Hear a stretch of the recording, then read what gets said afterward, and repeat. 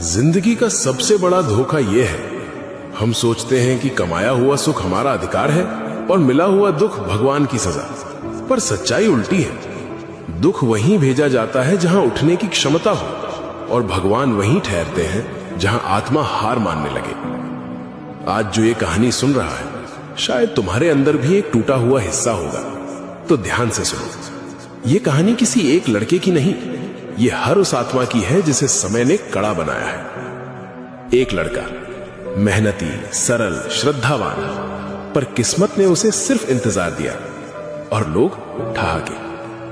कोई उसका श्रम नहीं देखता, सिर्फ पूछता, भगवान ने तेरे साथ ऐसा क्यों किया? और एक रात उसने आसमान से फुसफुसाया, महादेव, क्या मेरी भक्ति अधूरी थी? जवाब फिर भी खामोशी। पर वही खामोशी उसके भीतर एक नई चीख जगा रही थी, एक बदलाव की आग। वो टूट कर गिरा, पर टूटना उसकी पराजय नहीं थी, ये उसके अहंकार की मृत्यु थी। रोते रोते उसने पुकारा, अगर भटक रहा हूं रोक लो, अगर गिर रहा हूं पकड़ लो, अगर हार रहा हूं जगा दो। और पहली लकीर यहीं बदली। जब जिंदगी का प्रश्न क्यों मैं रूपांतरित हुआ, अब मुझे क्या सीखना है।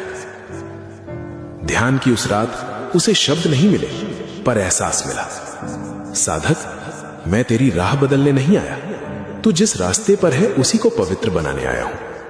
यह संकेत था, भक्ति भागने का द्वार नहीं, टिके रहने का व्रत है।